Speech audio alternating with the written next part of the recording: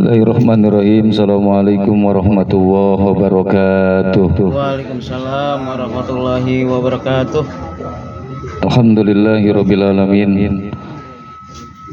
Wa bihi nasta'in ala umuri dunya waddin. Wassalatu wassalamu ala asrofil anbiya'i wal mursalin sayyidina wa habibina wa safina wa dhurriyyatina wa maulana Muhammadin wa ala alihi wa ashabihi ajma'in, amma ba'du. Wallahu ta'ala fi kitabihil karim. A'udzu billahi minasy syaithanir rajim. Bismillahirrahmanirrahim. Qalu subhanaka la ilma lana illa ma 'allamtana innaka antal alimul hakim. Wa qala aidan fi ayatil ukhra Rabbi israh li sadri wa yassir li amri wa hlul 'uqdatam min lisani yafqahu qawli.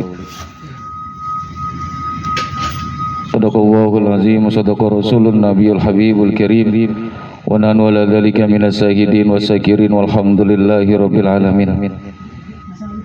Sama-sama kita hormati dan kita muliakan Ketua Ikatan Pengajian Persaudaraan Kampung Semanan, Bapak Muhammad Jupri. Yang saya hormati dan kita muliakan Muqassimul Awqat membawa acara kita, Bapak Supardi, orang-orang tua saya, abang-abang saya semua, hadirin yang dirahmati oleh Allah Subhanahu wa taala. Alhamdulillah malam hari ini juga yang saya hormati yang punya wilayah Ketua RT 009 Bapak Debi. Alhamdulillah malam hari ini kita dapat melangkahkan kedua kaki kita ke tempat yang insya Allah dengan kehadiran kita di sini ini tempat menjadi tempat yang dimuliakan oleh Allah Subhanahu wa taala. Seiring itu mudah-mudahan kita juga akan mendapatkan kemuliaan di sisi Allah Subhanahu wa taala. Salawat dan salam selalu tercurahkan kepada baginda kita Nabi besar Muhammad sallallahu alaihi wasallam. Baik jamaah sekalian yang dirahmati oleh Allah Subhanahu wa taala, mari sama-sama kita awali ta'lim kita, majelis kita pada malam hari ini dengan baca umul kitab suratul Fatihah. Kita hadiahkan kepada baginda Rasul dan kepada pengarang kitab. Mudah-mudahan apa yang kita pelajari diberikan kemudahan di dalam memahami dan diberikan ilmu yang bermanfaat. Ila hadratin Nabi Mustafa Rasulullah sallallahu alaihi wasallam wa ila juwaji wa zuriyati wa libaitil kiram wa ila mu'allif hadal kitab Sayyidina Syekh Muhammad Nawawi wa ila Syekh Al-Fadil Salim bin Sumair Al-Khudri tawadahumma bi'ulumihima wa nafa'ana bihima. Al-Fatihah. A'udzu billahi minasy syaithanir rajim. Bismillahirrahmanirrahim. Alhamdulillahi rabbil alamin. Arrahmanir rahim. Maliki yaumiddin. Iyyaka na'budu wa iyyaka nasta'in. Ihdinas siratal mustaqim. Siratal ladzina an'amta 'alaihim ghairil maghdubi 'alaihim waladdallin. Amin.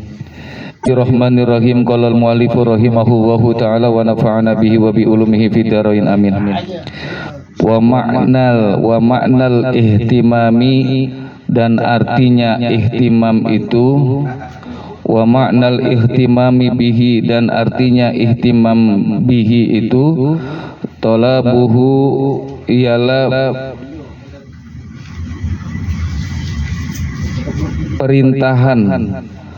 perintahan syara au ibahatuhu atau membolehkannya, bi alla yakuna secara perkara itu tidak muharraman diharamkan, lidzatihi karena zatnya, wala makruhan dan tidak pula dimakruhkan, lidzatihi karena zatnya, lakin la tutlabu tetapi tidak diperintahkan, al basmalatu membaca basmalah, ala muhakkiratin atas perkara-perkara yang dianggap hina, ala muhakkiratil umuri seperti perkara-perkara yang dianggap hina, kakan si zabali seperti menyapu sampah ya. Jadi bab ini masih tentang keutamaan baca bismillah ya. Keutamaan membaca bismillah yang diperbolehkan dalam syariat agama kita. Tetapi dalam perkara-perkara yang haram, yang nggak boleh ngucapin baca bismillah. santri mabok buka minum, buka botolnya gitu, bismillahirrahmanirrahim. Oh boleh, karena itu perkaranya haram. Wala makruhan, mungkin juga perkaranya makruh. Ya. Makan pete, bismillahirrahmanirrahim. Makannya jangan lagi makan petenya, sebelum makan petenya baca iya. Kan enggak, kira-kira nasi duluan apa pete duluan? Nasi duluan. Nasi dulu, bismillahirrahmanirrahim, Allahumma barik lana, baru makan gitu ya. Jangan petenya langsung dimakan, baca bismillah, makruh. Kenapa makruh? Karena emang zatnya makruh, maka tidak diperintahkan dan tidak dianjurkan membaca bismillah atas tiap perkara-perkara yang tadi yang makruh, yang haram, dan perkara-perkara yang tidak mulia, yang hina. Contohnya nyapu atau buang sampah. Ya. Berarti kalau kita buang sampah, kan kita bawa sampah ke tempat sampah, baca bismillah. Atau mungkin yang kerja di PJO apa tuh ini kali tuh, PPSU ya, karena memang tempatnya kurang mulia itu ya. Wala tatlab wala tutlabu, dan tidak pula diperintahkan membaca bismillah lidzikri, karena dzikir al-mahdi yang murni, katahlili seperti membaca la ilaha illallah. Jadi baca bismillah juga enggak dianjurkan ketika kita tahlil. Bismillahirrahmanirrahim, la ilaha illallah. Bismillahirrahmanirrahim, la ilaha illallah. Wah ilah, repot amat ya. Ya makanya enggak ada ya. Ada bismillah, enggak ada. Jadinya cuman la ilaha illallah, la ilaha illallah. Kenapa? Karena memang zikirannya murni. La ilaha illallah. Atau kita baca bismillahirrahmanirrahim, subhanallah bihamdi, subhanallahil azim, subhanallah bihamdi. Bismillah lagi enggak boleh. Enggak dianjurkan, karena yang baca juga ntar jadinya seneng apa kagak yang baca. Model baru kayaknya nih. Aduh, ini Abdul, ini keutamaan. Iya. Jadi kan ada, ini kan keutamaan berzikir. Setiap melakukan sesuatu kita awali dengan bismillah. Ya tapi kan di mana dulu tempatnya? Iya. Yang makruh nggak boleh, yang haram apalagi di tempat yang kotor juga nggak boleh. Iya. Kamar mandi mau buang hajat, buka celana, bismillahirrahmanirrahim. Wah ilah, santri banget itu. Buka celana aja kamar mandi, bismillah. Udah habis itu udah selesai ngeden, selesai keluar, alhamdulillah. Enggak juga, karena emang tempatnya kagak mulia gitu ya. Kita baca bismillah mau makan nih. Baca bismillah mau makan, sesungguhnya sih bukan apa-apa, tapi kita menyadarkan diri, ngingetin kita bahwasanya kalau kita habis makan biasanya kenyang apa kagak? Ya, iya. Kenyang itu bukan karena kita makan, gitu ya. Karena emang Allah yang menghendaki kita kenyang, kan begitu ya. Maka bismillahirrahmanirrahim itu mengingatkan kita kalau nanti yang kita makan ini entar jadinya kenyang, entar jadinya bertenaga, mudah-mudahan kenyangnya, tenaganya kepada tenaga yang mendapat keridhaan dari Allah Subhanahu wa taala. Iya begitu. Makanya orang tua bilang kan, baca bismillah. Lu kali nggak baca bismillah kagak kenyang-kenyang lu, mana makan lu. Iya. Kenapa ya? Biasa jadi, bisa jadi kalau makan nggak baca bismillah diikuti nama. Iya, artinya. Maka baca bismillah, mau kerja kayak mau nyapu, naik motor, ya semuanya begitu ya. Bisa jadi nih. Kalau kemarin pagi tuh subuh pagi cakep tuh. Jadi bisa jadi orang yang selalu setiap mau ngawali perbuatannya dia baca bismillah, bisa jadi aulia Allah tuh, bisa jadi walinya Allah gitu. Buka peci baca bismillah, maka peci baca bismillah, pakai baju bismillah, kancingnya ada 10 lah, 10 bismillah. Besok pesan sama bininya kancingnya 20 aja sekalian, biar bismillahnya dapat. Lah itu kalau bisa jadi wali, karena kenapa? Lah kita mau ngapain aja bismillah sih, masuk ke rumah bismillah, keluar kamar alhamdulillah, masuk kamar bismillah. Setiap aktivitas kita, masa kagak jadi wali? Pasti jadi wali kalau emang nggak pernah ditinggalin. Iya. Karena kan aulia itu, wali-wali yang itu karena punya amalan khusus gitu ya. Yang orang lain kagak punya, yang dia punya. Berarti dia mendapat poin keimanannya dari keimanannya kepada Allah di atas rata-rata. Kalau pada sholat duha ya dia sholat duha, kalau pada sembahyang qobliyah ya dia sembahyang qobliyah. Tapi pada saat orang tahajud malam kagak, dia tahajud. Itu poinnya begitu. Orang duhanya ninggalin dia kagak gitu. Itu poinnya di situ. Maka ada amalan-amalan khusus yang kita ini dikenal oleh Allah Subhanahu wa taala. Jumat sedekah, enggak pernah berhenti, terus sedekah. Mau berapa kayak suatu saat kosong begitu, kita nggak punya apa-apa, ya sodako dengan apa? Ya dengan tenaga, kan begitu ya. Itu kan pernah siapa ya? Nabi Khidir alaihissalam, ya. Itu pernah menjual dirinya begitu. Jadi ada orang fakir miskin datang ke rumah dia nggak punya apa-apa, dia minta karena untuk kebutuhan hidupnya. Kata sini waliung nih, kata Nabi Khidir alaihissalam ini, dia bilang apa? Jual saya aja dah nih. Dulu kan masih ada zaman perbudakan tuh. Jual saya, ntar uangnya buat ente hidup sama keluarga. Bener mau? Iya, dibawa ke pasar tuh. Di pasar dijual. Dijadiin budak itu. Jadiin budak, kemudian apa? Diambil sama orang kaya. Setiap diperintahin apa aja itu diawali dengan baca doa. Mulain baca doa, udahan alhamdulillah, sholat nggak pernah ditinggalin. Ini sampai majikannya ngeliatin, ini bukan orang-orang biasa ini.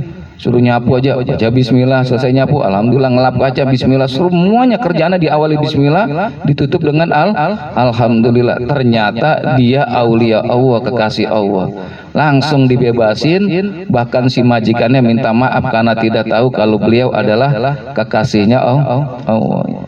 Ini mal bismillah lah. Ibadah malam sama istri ya. Kali Allahumma jannibni syaiton wa qini syaiton ma razaqtana lupa. Kagak hafal. Bismillah aman. Bismillah aman. Kali Allahumma ja'al nutfatan dzurriatan in kunta qadarta an tukhrijaha min sulbi, kali kepanjangan. Denger aja juga baru, denger yang denger nih. Ya minimal bismillah, yang ngerontokin iblis, yang ngerontokin setan dalam ikut serta ibadah kita kepada Allah Subhanahu wa taala. Ya, bismillah. Wal balun, dan artinya al balun aidon pula. Al qalbu ialah hati, ka'annal amra seolah-olah bahwa perkara itu lisarofihi karena mulia wa azimihi dan agungnya, malaka menguasai qalba sahibihi, hati yang punyanya, listighalihi karena ia sibuk bihi dengannya, wa fi qaulihi dan lafaz di dalam sabda Nabi lisababiyah itu maknanya untuk makna sabab, ala kiasin menurut ukuran qaulihi sallallahu alaihi wasallam, sabda Nabi sallallahu alaihi wasallam, dakhalati imra'atun, telah masuk seorang perempuan annaro ke dalam neraka, bihirrotin disebabkan seekor kucing, yakni bisababiha disebabkannya seekor kucing, habasatha yang telah dipenjarakan olehnya, wahia dan dia itu imro'atun seorang perempuan, min bani Israel dari kaum bani Israel. Jadi hadis kita yang kemarin kita belajar gitu ya, kullu amrin jibalin la yubda'u fihi bismillahirrahmanirrahim fahuwa abtar. Siapa orang yang mengawali setiap pekerjaannya, siapa orang yang mengawali setiap aktivitasnya enggak pakai baca bismillah, maka amal perbuatannya terputus ya.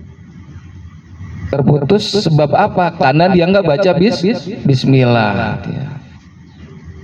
Gelar karpet kalau nggak baca bismillah ya dapat kebaikan biasa, tapi kalau baca bismillah ya luar biasa, kan begitu ya.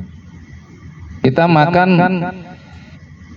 menjadi ibadah buat kita supaya kuat ibadah, tapi kalau kita makannya pakai baca bismillah maka nilainya lebih lagi. Jadi sebabnya amalan kita diterima sebabnya amalan kita dianggap satu amalan menjadi ibadah, ya diawali dengan bismillah. Seperti apa? Seperti hadis Nabi, telah masuk seorang perempuan ke dalam neraka dengan sebab seekor kucing. Maksudnya apa? Dengan sebab seekor kucing dia masuk ke neraka karena dia memenjarai gitu ya, mengkerangkeng begitu, memenjarai kucing. Maka perempuan itu masuk neraka karena memenjarai kucing ya. Dari orang Bani Israel itu ya. Ini sekarang banyak kucing yang dipenjarain. Iya. Memakai kurung. Yang penting haknya mah jangan dikurangin. Tapi sebenarnya sih enggak menutup kemungkinan haknya juga masih kurang. Karena kucing kan hidupnya di alam. Bukan hidupnya di dalam kerangkeng begitu, dalam penjara begitu ya. Yang ini karena apa? Di dalam penjara terus enggak dikasih makan. Itu yang zalim. Sama kita juga kalau punya burung. Di rumah kita punya burung yang itu udah diempanin, yang atu belon, ya dosa juga. Artinya dua-duanya empanin burungnya begitu. Karena kenapa? Kita udah ambil dia. Terus saya pernah baca juga tuh bab ini. Kalau ada orang lomba-lomba bulung darat ya, itu boleh itu. Dikelepekin, itu bagian dari rizum min amali setan, perbuatan judi yang ngadu nasib gitu. Itu kan dia kudu ada biangannya ya, ada lakiannya, ada perempuannya. Dulunya laki sama perempuan kenal nggak kenal tuh. Yang perempuannya dibeli di pasar Pramuka, yang perempuan, nah yang lakiannya dibeli di Cengkareng, disatuin di kandang tuh. Nggak kenal jadi kenal tuh burung sepasang, kenalan akrab sampai cinta tuh burung. Kelihatan kita itu namanya diapain tuh kalau gitu? Dikawinin. Udah kelihatan akrab, yang dikeluarin akhirnya yang laki apa yang perempuan tuh? Kan dipisahin lagi tuh, yang laki apa yang perempuan dikeluarin? Yang laki ya? Yang laki dah tuh. Yang dia nggak bakal terbang tuh, karena wadona ada di dalam kandang, dia muter aja. Wah ini udah giring kandang dah nih, udah giring kandang. Pas sudah giring kandang nih, kan udah deket tuh burung. Dipisahin sama kita. Yang dilepas itu biasanya yang perempuan apa yang laki? Yang laki. Udah cinta tuh burung, dari nggak kenal dia kenalan, minta nomor WA, akrab, semua jatuh cinta. Kawin nggak pernah pakai KUA, kan udah akrab, udah deket. Yang laki dibawa jauh banget, perempuan di sini, yang lakinya dilepas dari Kosambi.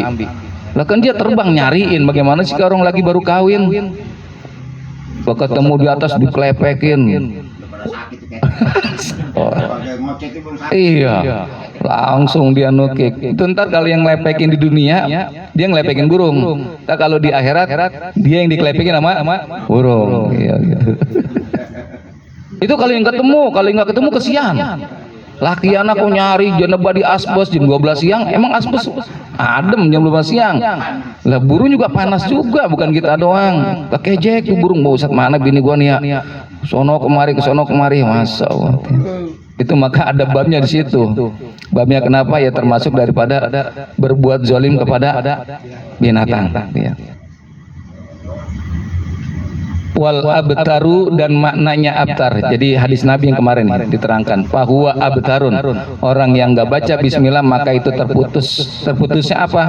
Al abtaru, dan makna abtar itu maktuun, ialah yang diputus, dan di ekornya. Wal aqtau, dan maknanya aqta, man qata'at, ialah orang yang putus yadahu, dua tangannya, au ihdahuma, atau salah satu dari keduanya. Jadi kata Nabi, kalau orang yang kagak baca bismillah di permulaan aktivitas perbuatannya, itu kayak abtar, terputus dia punya. Kalau kata kambing mah ekornya. Kalau kata cakep nggak, ada kebo gede cuman nggak punya ekor, jelek ya. Iya, bugel begitu, jelek aja. Atau ada orang yang memang nggak punya tangannya, dua-duanya atau satu-satunya, nggak enak dilihatnya. Itu termasuk orang yang kalau beraktivitas nggak baca bismillah.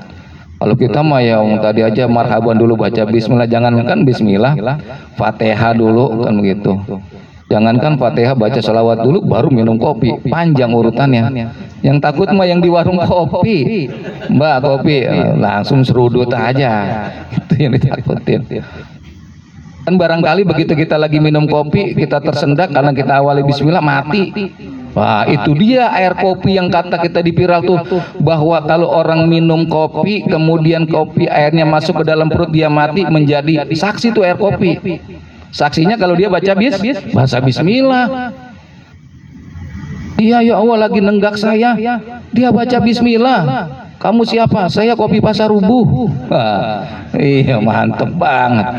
Matinya cakep pun gitu ya. Lagi nyapu, lagi naik motor, lagi manasin motor, lagi baru ngidupin mesin las begitu. Ya, oh saya bilang,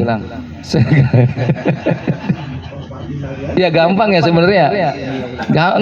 Gampang sih sama umatnya Nabi Muhammad, gampang ngelas setotolan bismillahirrahmanirrahim. Tol. Bismillahirrahmanirrahim. Tol. Kata orangnya, "Bang, udah rapi." Belum dapat 100 bismillah gua. Tumpukin aja di situ lasannya begitu ya. Iya. Kan bismillah mah kan enteng begitu. Enteng. Karena saking entengnya atau saking beratnya saya nggak tahu. Jadi baca bismillah enteng apa berat? Enteng. Ya. Saking entengnya mungkin terbang kali ya. Ini kelupaan ya. Pada hakikatnya sih berat lah. Kalau sedikit orang yang ngerjain itu pekerjaan bukan ringan, tapi berat. Ya. Contohnya itu siwak. Siwak itu berat apa enteng? Siwak enteng ya. Siwak enteng nih, siwak enteng. Tapi ini secara johirnya enteng. Tapi ternyata ini batinianya enggak kelihatannya kata Nabi. Orang yang sholat pakai siwak itu, kalau dia sholat sunnah 2 rakaat lebih baik daripada orang yang sholat sunnah 70 rakaat nggak pakai siwak. Wah, enteng apa berat? Berat. Karena di masjid saya pantau, yang banyak yang bawa, banyak yang kagak. Berarti berat. Iya. Ini sama handphone beratan mana? Handphone. Pernah nggak kita ketinggalan handphone? Enggak. Sampai sholat aja di kantong celana ngepres, handphone buku otak tuh, dia tetap dia paksain sembayang dan nggak pernah ketinggalan. Tapi ini nih, kata Nabi, laula an asuqa ala ummati la amartahu bisiwak. Kata Nabi ini begini, kalau nggak ngeberatin orang kampung Semanan, kata Nabi ini gua wajibin siwak. Berarti mendekati wajib.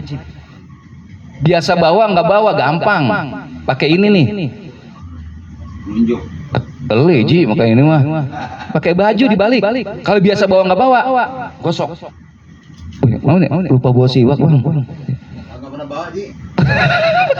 Janggal banget itu yang janggal banget kalau biasa mah. Iya, pakai tangan nih. Kalau tangan kita sendiri geli, pakai tangan teman. Kita gosokin dia gosokin kita gitu. Tapi gini ya, itu hal-hal yang kecil.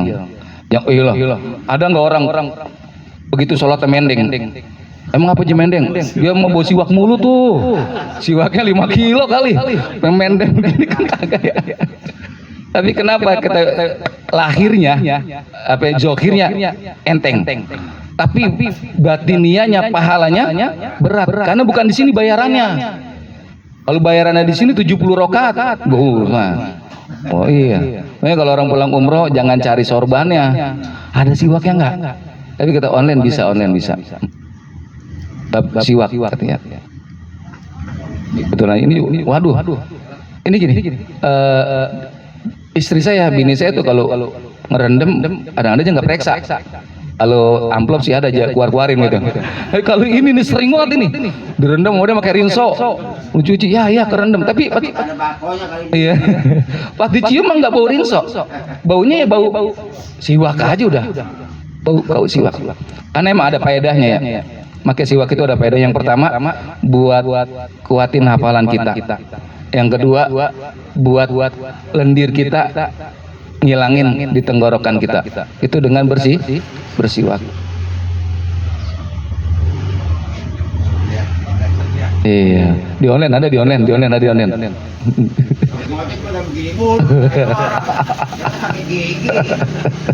Kalau tempat jadiin. Musola. Ya kalau sikat gigi boleh, nggak ada siwak sikat gigi. Cuman kan kita mau membayang di masjid, qobliyah, gosok gigi dulu. Selesai gosok gigi komat. Gitu. Kalau ini kan anak praktis, tinggal gosok aja. Kayu arok namanya. Dia bisa menetralisir sebawa apapun kita punya mulut. Bangun pagi belum nyosok gigi, belum apapun. Kalau kita jilat tangan kita cium. Ustaz, makan apaan ini baunya ya? Tapi kalau pakai siwak kita gosok, kemudian kita cium siwak yang enggak. Baunya bau kayu arok, bau kayu siwak, enggak akan berubah. Kalau abtar itu innasani huwal abtar. Itu julukan Nabi dari julukan orang-orang kafir Quraisy. Nabi disebut abtar, orang yang terputus. Kenapa anak-anak Nabi yang laki pada meninggal tuh?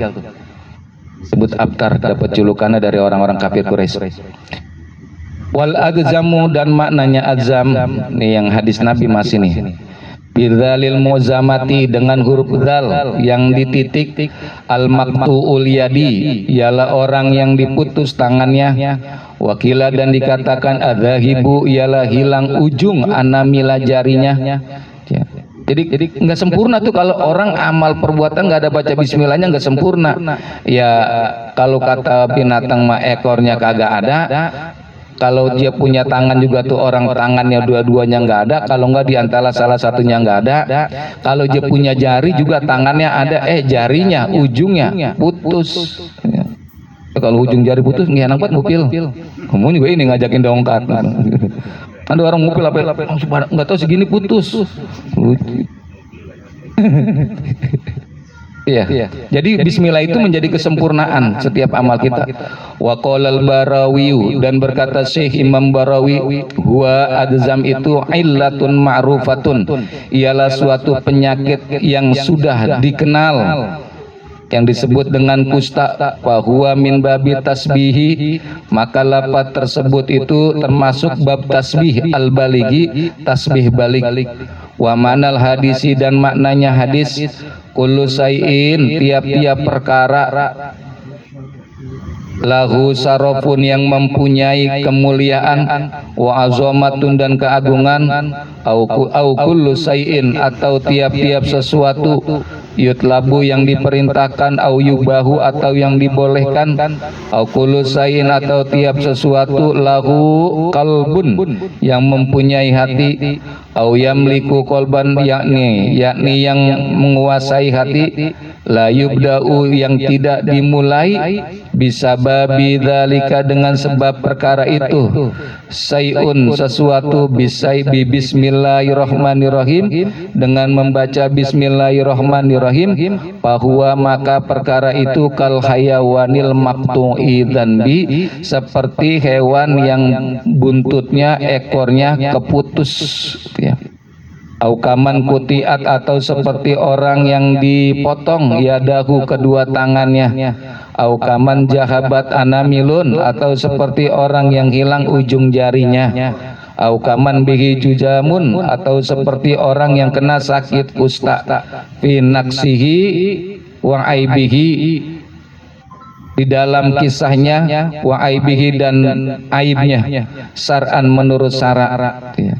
Wa intamma hisan, meskipun ia itu sempurna menurut his, waktulipa, dan dipertikaikan, perbedaan gitu ya, pertikaikan, diperbedakan, waktulipa, dan dipertikaikan fil basmalati, tentang basmalah atau tentang bismillah, hal hiya, apakah ia itu bismillah ayatun, ayat atau suatu ayat, minal fatihati, daripada surat fatihah, au min kulli suratin, atau dari tiap-tiap surat. Jadi gini ya, pokoknya begitu. Kalau melakukan satu perbuatan nggak baca bismillah, kalau kata kayak hewan mah nggak ada buntutnya, kalau punya tangan mah kita putus atunya, nggak ada jari-jarinya, kan begitu. Jadi nggak sempurna. Ganteng banget, ganteng, tangan nggak ada, jelek. Ya. Sudahan lagi yang jelek nggak punya tangan, sempurna berarti kejelekannya gitu ya. Nah, kemudian lafaz Bismillahirrahmanirrahim itu ayatun minal Fatihati. Apakah itu bagian daripada ayat dari suratul Fatihah? Wa min kulli suratin fa inda malikin, ataukah itu bagian daripada semua surat-surat yang ada di Al-Qur'an? Ya. Ada pertanyaan nanti gitu ya.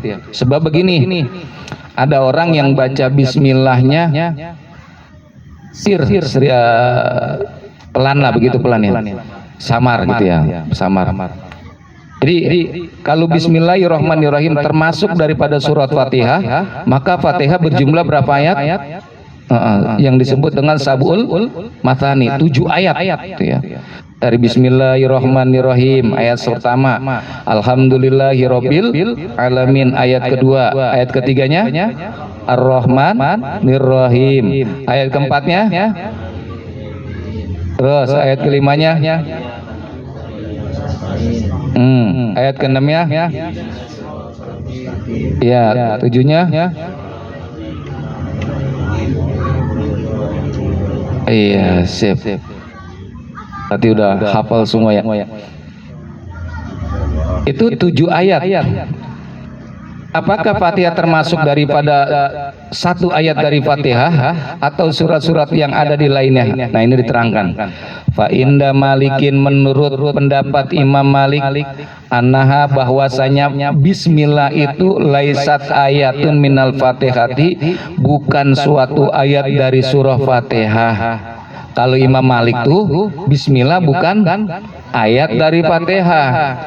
Jadi dia Fatihah berapa ayat berarti? 6 dia mah. Mulainya dari Alhamdulillahirabbil. Nah, itu ayat pertama. Kalau kita iya, alhamdulillah ayat keberapa? Kedua. Itu Imam Malik. Maka kalau kita umroh, kita haji, kan Imam Malik tuh banyak di kota Mekah dan Madinah, mazhab Malikiyah banyak tuh. Ya dia memang alhamdulillah, langsung alhamdulillah aja. Kalau kita haji di sono 40 hari, pulang kita di Indonesia ngimamin alhamdulillah, ngapa bismillah, di Arab nggak pakai bismillah. Ya sono mau mazhab Maliki, jangan diikut-ikutin aja kalau gitu ya. Wala min kulli suratin, dan bukan pula pada tiap surah gitu ya. Dan setiap surat ada bismillahnya tuh ya.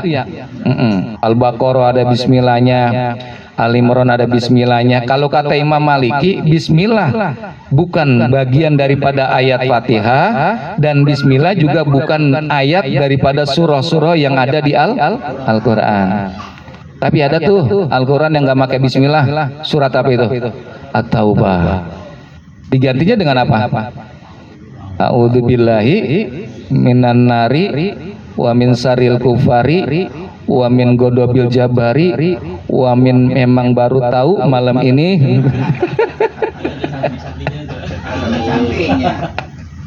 Yang ada suka di samping tuh bacaan tuh. Nah, itu dia. Baca itu baru baca Al-Baro'ah gitu ya. Gitu. Karena kenapa? Karena pada saat itu Allah sedang marah kepada orang-orang kafir Quraisy dan orang-orang munafik gitu. Maka bismillah kan artinya maha pengasih lagi maha. Iya. Buat orang munafik, buat orang kafir enggak dapat sayangnya Allah entar di akhirat gitu ya. Itu kata Imam Malik. Wa inda Abdillahi bin Mubarak, dan menurut Syekh Abdullah bin Mubarak, annaha, bahwasanya bismillah itu ayatun, adalah suatu ayat, min kulli suratin, dari tiap-tiap surah gitu ya. Kalau kata Abdullah bin Mubarak, bismillah itu ayat yang pertama daripada surah-surah yang ada di Al-Qur'an. Wa inda Syafi'i, dan menurut Imam Syafi'i, nah kita nih, annaha, bahwasanya bismillah itu ayatun, ayat, minal Fatihati, dari suratul Fatihah. Jadi kalau mazhab Syafi'i, bismillah kudu dibaca. Kalau kita ada yang bacanya pelan atau enggak kedengeran, bukan enggak kedengeran dah, kita berbaik sangkanya nih orang bacanya pelan. Karena begini, kalau mazhabnya Imam Malik jadi imam, sementara dia itu baca bismillah kan bukan ayat dari Fatihah. Kalau makmumnya Imam Syafi'i itu nggak sah. Sebab kenapa nggak sah? Karena Imam Syafi'i kalau dibaca itu berarti kan kurang satu ayat daripada surat Fatihah. Makanya kalau nggak ada yang terdengar, nggak usah ntar pulang ditanyain, Mam, baca Fatihah nggak lu? Kagak. Wah lu, gua kagak sah berarti. Oh, sah. Berbaik sangka kalau dia baca Fatihah. Karena jumhur ulama di Indonesia yang paling banyak mazhabnya adalah mazhab Imam Syafi'i. Imam Syafi'i ya, bukan Imam S. Arifin. Kalau Imam S. Arifin goyang mulu mazhabnya. Ya. Imam Syafi'i begitu tuh. Fatihah, Bismillah bagian daripada ayat suratul Fatihah. Wa taraddada fi ghairiha, dan beliau Imam Syafi'i ragu-ragu pada selain Fatihah. Tapi kalau pada yang lain kayak Al-Baqarah, Al-Imran, Imam Syafi'i ragu-ragu tuh. Iya. Ragu-ragu. Walam yakhtalifu fiha, dan tidak berselisih ulama tentang bismillah fin namlin dalam surat Naml fi adiha minal Qur'ani, di dalam menghitungnya dia dalam Al-Qur'an. Dalam surat An-Naml kan ada tuh yang bismillahirrahmanirrahim, kan ada tuh di dalam surat An-Naml. Nah itu mah nggak dihitung bismillah permulaan awal daripada surah, itu tetap dia dihitung sebagai ayat daripada Al-Quran. Ini yang lagi kita baca, yang lagi kita pelajarin, bismillah yang di awal Fatihah dan bismillah yang ada di awal setiap surah ayat. Kalau kita madzhab Imam Syafi'i, orang ada hadisnya sih, emang kita baca aja. Kenapa kita baca aja? Jangankan baca Al-Quran, nyapu aja kita disuruh baca bismillah. Jangankan baca Al-Quran, jemur baju aja kita disuruh sama bini baru baca bismillah kan gitu. Kalau nggak disuruh gini nggak ada. Iya.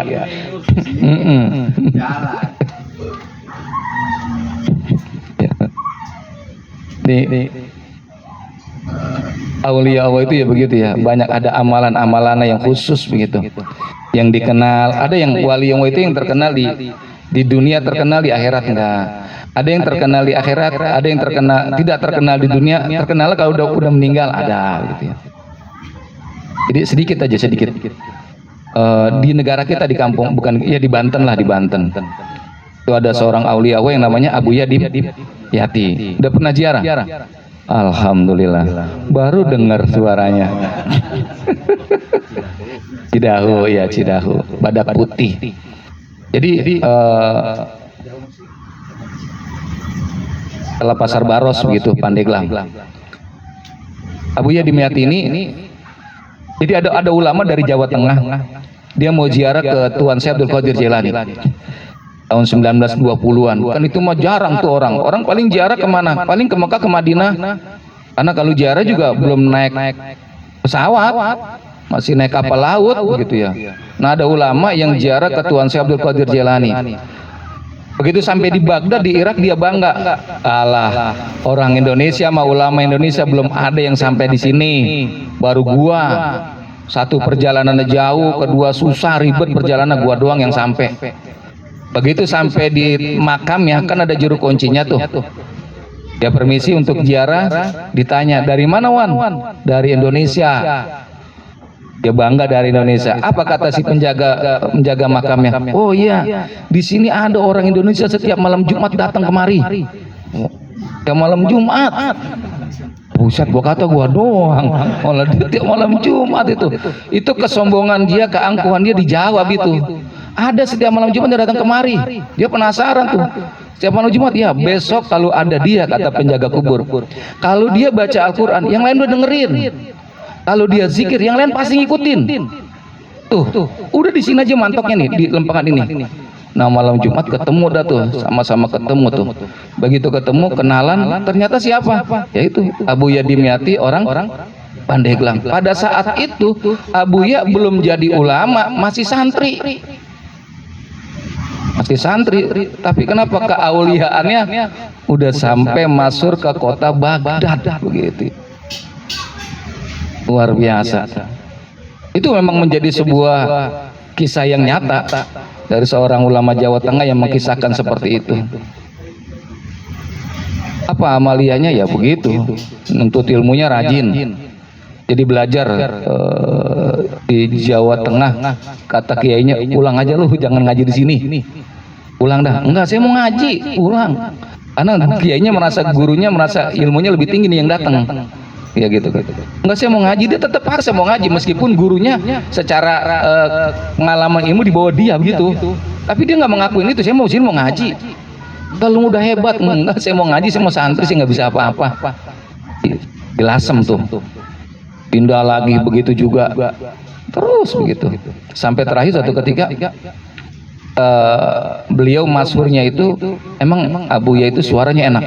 Enak banget. Dan alhamdulillah saya pernah ketemu 1, 2, kurang lebih 3 kali sepanjang hidupnya beliau masih ada. Ketemunya juga ya rezeki juga sih, karena nggak setiap orang bisa ketemu gitu ya. Karena ya kita kudu, kalau mau lama nih mau ke rumah kiai nih, atau kita baik yang hidup atau yang udah meninggal, sholat hajat dulu tuh, guru ngajarin sholat hajat dulu, khususin niatin biar ketemu dengan Abuya. Ketemu, ada yang udah 3 kali 4 kali belum ketemu, emang kadang-kadang nggak mau keluar beliau gitu ya. Nah satu ketika beliau nih ngimamin sholat subuh. Ternyata habis sholat subuh, habis baca Fatihah, dia baca surah Yasin. Yasin yang dibaca, Yasin, Masya Allah. Gila. Itu kalau subuh jam 5 aja baca Yasin, sampai jam 6 kurang seperempat baru kelar tuh. Rakaat keduanya dibaca apa? Beliau baca apa? Tabarok.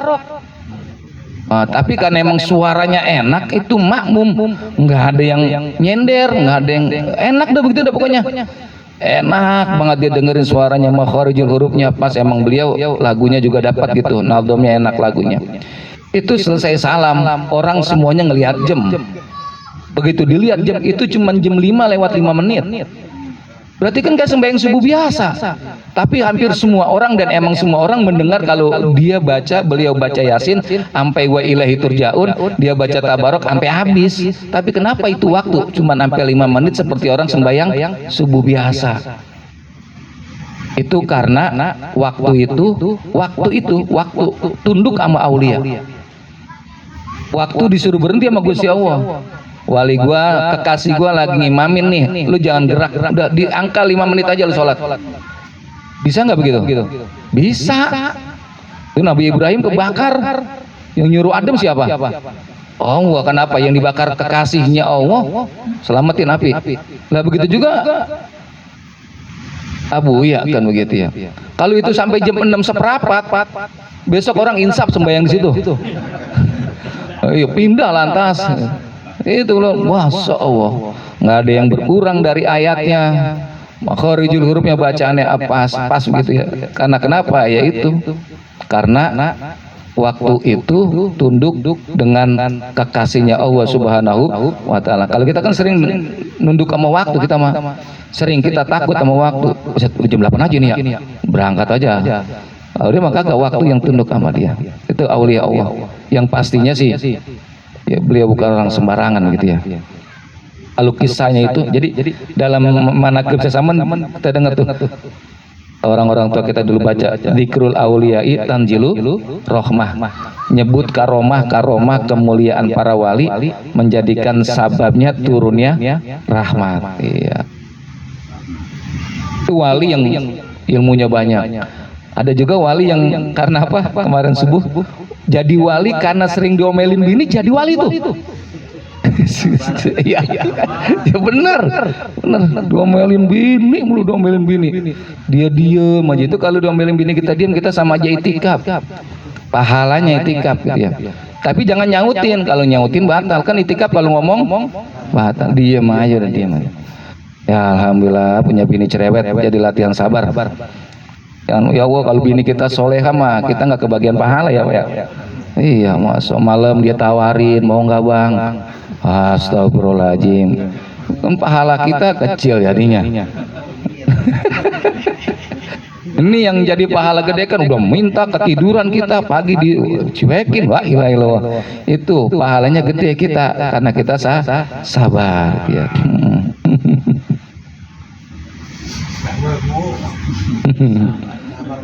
Sabar mulu. Subuh ya kemarin yang datang dikit sih ya, karena emang cuacanya gitu ya. Iya. Jadi gitu, saya ingat saya request ulang lagi aja tuh. Ada Abu Yazid Al-Bustami gitu ya. Abu Yazid Al-Bustami itu aulia. Jadi wali itu gampang. Ada orang lagi dagang. Pembelinya nawar perempuan, kentut. Pembelinya kentut. Kan lantas pembelinya malu tuh. Masya Allah. Bang, oh ini berapa harganya? Yang mana Pok? Yang ini. Apaan sih gak kedengeran? Nah kan lantas yang kentut seneng gak tuh? Alhamdulillah bagus cebudek begitu kan. Padahal denger itu jadi aulia Allah itu. Karena kenapa? Nutup aib orang. Ya Allah bagus banget ya Allah, budak pembelinya itu pedagang budak ya Allah, kalau kagak mau gua aduh malu banget dah. Mana udah cakep banget dan ini ilah kentut sembarangan. Pura-pura budak. Kita juga kalau udah ngaji gitu, kalau lagi ngaji nih kan nggak semuanya klep kita bagus. Iya benar. Ada yang klepnya yang udah tua-tua kan klepnya udah ngempos. Yang sebari tawa sebari kentut dia mah bisa. Tapi nggak berasa. Mertua saya jalan mau ke masjid, lagi saya tinggal tuh brebet. Mbak kentut apa sih? Agak berasa. Ya klepnya kan gitu ya. Jadi kalau lagi ngaji nih udah lagi ngaji, nggak usah dicari siapa yang kentut. Nggak usah. Maka ditanya atu-atu, lu ya. Iya. Itu yang di ngajian apalagi ya, itu yang di pasar aja pura-pura budak, apalagi itu. Iya. Kalau nggak ada yang reaksi, yang kentut juga kan tenang. Alhamdulillah berarti nggak ada yang nggak dengar pala lo. Alhamdulillah nggak ada baunya kan begitu kan. Padahal mah masya Allah. Apa dia yang ngentut ngomong kayaknya bau apa nih ya? Yang biasanya yang ngentut ngomong gitu tuh. Kayak bau gak enak nih. Kita bilang aja, nggak tahu gua nggak berasa, gua lagi pilek. Nah, wah berarti nggak berasa gua kentut nih aman gitu kan. Itu gampang apa susah? Susah. Ada depan kita kentut kita tendang langsung, kagak punya adab loh. Iya jangan bilang nggak punya adab kalau orang lagi ngaji kentut. Karena kenapa? Mungkin begini nih. Jadi buat nggak punya adab ngaji kentut, bukan. Sebenarnya dia pengen kentut, cuman kalau dia tinggalin itu majelis, dia takut ketinggalan daripada pelajaran gurunya. Maka dia sambil konsentrasi, sambil nahan, ketelepasan. Ya bagusnya nggak mampas-ampas begitu. Kalau mampas lebih ribet lagi. Ya begitu jadinya. Jadi aulia itu hargain orang begitu ya. Termasuk yaitu Abu Yazid Al-Bustami gitu ya. Yang bininya masuk. Kalau biasanya kan laki ngepret perempuan. Ini mah dia yang dikepret sama perempuan. Ngomongnya bininya masuk nggak pernah rendah, walakan dia. Kasar lagi sama tuh Abu Yazid. Dia aulia ini. Ibadahnya nggak pernah kurang, tahajudnya, puasanya, nggak sabar juga deh itu. Aduh kagak sabar juga kagak sabar gitu kan. Akhirnya dia pergi ke tengah hutan. Dia nyari gua, dia mau kholwat, dia mau ibadah, nggak digangguin sama bininya. Ternyata pas sampai di tengah hutan masuk ke dalam gua, di dalam gua banyak orang juga ahli ibadah di situ. Apa kata dia? Ini mau sama kayak gua semua kali ini. Ikatan suami takut istri semua nih Allah. Tapi dia berpikir, dia tanya sebelum ikut zikir bersama ibadah, dia tanya ini bagaimana kalau makannya di sini, kan jarang warung, Grab juga emang belum ada, GrabFood, ShopeeFood belum ada. Lu kalau makan pada bagaimana? Kata Abu Yazid. Dia bilang apa? Yang pertama, kalau kita mau makan kita minta kepada Allah dan berdoa kepada Allah. Yang kedua, kita tawasul kirimin Fatihah. Siapa yang kirim Fatihah? Abu Yazid Al-Bustami. Beliau waliullah, orang alim.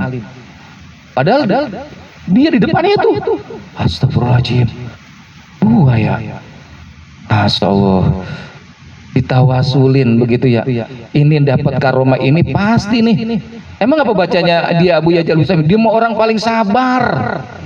Dia apain nama bininya nggak pernah ngelawan. Dia mau waliullah, dia terkenal. Akhirnya dia pulang tuh Abu Yazid. Iya, lah kalau kita mah belum gitu. Siapa ini jadi begini ketuanya? Bang Muhammad Jupri. Saya itu bener. Nggak percaya, ini KTP saya tuh KTP tuh. Bentar saya pulang ambil kakak dulu. Akte ambil perjelas. Kalau aulia mah kan dia tutupin kan. Akhirnya dia pulang ke rumah. Pas dia pulang ke rumah, dia ketok pintu, assalamualaikum, dia ucapan salam, dijawab sama bininya. Dia kaget. Sepanjang hidup dia, kalau dia salam bininya nggak pernah ngejawab. Tapi ini dijawab. Kunci dibukain, salam, begitu pulang salaman bolak-balik, dia kaget. Berubah ini bini ya, kan begitu ya. Bang duduk bang, silakan mau makan apa bang? Wah dipersilakan habis dah. Dia kaget, kok berubah ya? Apa kata perempuan itu, istrinya? Bang, Allah Subhanahu Wa Taala sudah ngerubah saya. Karena kenapa saya menjadi wanita yang tidak soleh? Karena emang requestnya, keinginannya Allah. Karena kenapa? Biar abang dapat pahalanya yang gede. Nah itu. Biar abang dapat pahalanya gede, maka abang jadi waliullah. Sekarang saya udah dirubah sama Allah supaya menjadi wanita yang soleha, dan saya siap melayani abang dengan menjadi istri yang soleha, nggak ngebantah, suara kagak keras. Itu udah hilang semua bang. Masya Allah. Gitu. Jadi kalau kita di rumah sering domelin, ntar tunggu itu ujian itu. Kita nunggu ke gua dulu. Sabar. Pulang dari gua dia pikir ada berubah, domelin kelamaan baru pulang. Lain nama ceritanya sama Abu Yazid ya. Gitu ya. Balik lagi saya yang pergi. Dia balik lagi. Balik lagi saya yang pergi. Iya begitu dah. Yang mencari rezeki, yang mencari nafkah itu kalau emang diniatin ibadah, Masya Allah. Karena kan kalau orang nikah itu Pak, kita nikah dari mulai jam kubur, mungkin abang-abang kita, cang-cang kita nih, Bang Pi dan lain sebagainya. Begitu. Saya terima nikahnya sah. Dari mulai itu tuh sampai sekarang nih kita ibadah sama istri. Dalam artian apa? Istri mau akhlaknya bener kek, mau jelek kek, mau bagus kek, mau kagak kek, itu semuanya bernilai ibadah. Kalau istri akhlaknya bagus, ya kelempangan ibadah kita sedikit jadinya. Karena kenapa? Nggak perlu sabar. Nggak perlu bilang, mah tolong ambilin air, ya ambilin air. Mas sendokin nasi, ya sendokin nasi. Ada yang lagi mas sendok nasi, lah emang nggak bisa Pak, jalan aja ke situ. Itu pahalanya lebih gede tuh. Pahalanya gede, orang ambil gerutu, nyapuin nih bang. Gerutu gitu ya, pahalanya gede gitu ya. Coba kalau kita semuanya dilayanin ya nggak dapat pahala kita. Bangunin bini udah bangun duluan. Menyendok nasi udah sendokin sama bini, mau ngambil air udah sama bini, mau pakai celana dipakai sama bini celana. Masya Allah. Kita nggak ngapa-ngapain kita, nggak ngapa-ngapain. Ya Allah. Iya. Sholat kita belum tentu diterima, Mas. Kita takut. Tapi kan sholat kita belum tentu diterima, puasa belum tentu diterima. Nah barangkali nih dapat kemuliaan amaliyahnya karena kita sabar ngadepin keburukan akhlak istri kita. Jadi kalau ada orang enggak, saya nggak tahan, saya pisah aja karena akhlak istri saya jelek. Ya jangan, emang juga di situ. Kalau lu kuat, iya kalau kuat, Masya Allah. Nabi Lut, anaknya, bininya. Jadi siapa orang yang suami sabar terhadap keburukan akhlak istrinya mendapatkan pahala seperti pahala Nabi Lut yang sabar terhadap kejelekan akhlak anak dan istrinya. Udah begitu. Alhamdulillah, alhamdulillah udah. 20 tahun juga kalau kita begitu terus mati duluan. Ya. Jadi jangan, waduh, lagi jemur noh pakaian, jangan dikatain itu lagi jadi proses jadi wali. Wah itu dia jemur, karena emang jemur ya kewajiban kita orang laki.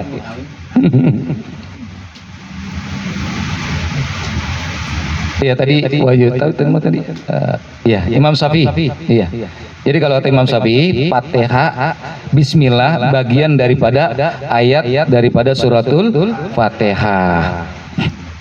Wal makna ala kulli maktuin, dan makna atas setiap semuanya itu yang dipotong al barokah yakni keberkahan, wan nakisuha dan kurangnya berkahnya, wa qaliluha dan sedikit berkahnya. Artinya yang kagak baca bismillah itu keberkahannya putus, yang kagak baca bismillah keberkahannya kurang, yang kagak baca bismillah sedikit keberkahannya. Itu intinya mah baca bismillahirrahmanirrahim supaya dapat keberkahan dari apa yang kita perbuat yang diberikan oleh dari Allah Subhanahu wa taala bagi orang yang baca bismillah. Tuh ya, tuh, ringan baca bismillah, jangan sampai lupa. Ngaca bismillah, mandi ya kan doanya ada semuanya ada gitu ya. Baik, sampai di sini. Ada yang mau menambahkan atau ada yang mau bertanya dari apa yang saya sampaikan sebelum kita tutup majelis kita pada malam hari ini? Silakan mungkin kalau ada yang mau menambahkan atau kita tutup dulu majelisnya, Bang Pardi. Baik, mari sama-sama kita tutup majelis kita dengan baca umul kitab suratul Fatihah. Kita hadiahkan buat semua jamaah kita yang hadir pada malam hari ini dan yang belum bisa hadir. Kita doakan mudah-mudahan kalau di antara kita ada yang punya usaha wira swasta, kita doain mudah-mudahan usahanya diberikan keberkahan dan kelancaran oleh Allah Subhanahu wa taala, mendapat keuntungan yang berkah dan banyak yang halal dari Allah Subhanahu wa taala. Yang jadi karyawan, yang jadi pegawai, kita doain mudah-mudahan diangkat derajatnya oleh Allah Subhanahu wa taala di tempat kerjaannya. Kita doakan mudah-mudahan anak-anak kita, cucu-cucu kita mudah-mudahan menjadi anak-anak yang soleh dan soleha. Mudah-mudahan Allah jadikan anak-anak kita menjadi permata hati buat kita. Mudah-mudahan Allah jadikan anak-anak kita menjadi penyejuk hati buat kita. Mudah-mudahan Allah jadikan anak kita pemimpin bagi orang-orang yang bertakwa. Dan mudah-mudahan yang hadir pada malam hari ini, mungkin di antara kita ada yang kurang sehat, dengan dipaksakan hadir mudah-mudahan diangkat penyakitnya oleh Allah Subhanahu wa taala. Ada yang sedang ikhtiar berobat, mudah-mudahan mendapat tempat berobat yang terbaik menurut Allah Subhanahu wa taala.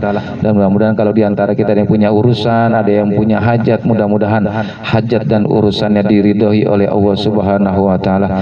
Biniyatul qabul wal maqbul wa tamamisul. Dan mudah-mudahan Allah jadikan keluarga kita sakinah mawaddah warahmah. Al-Fatihah.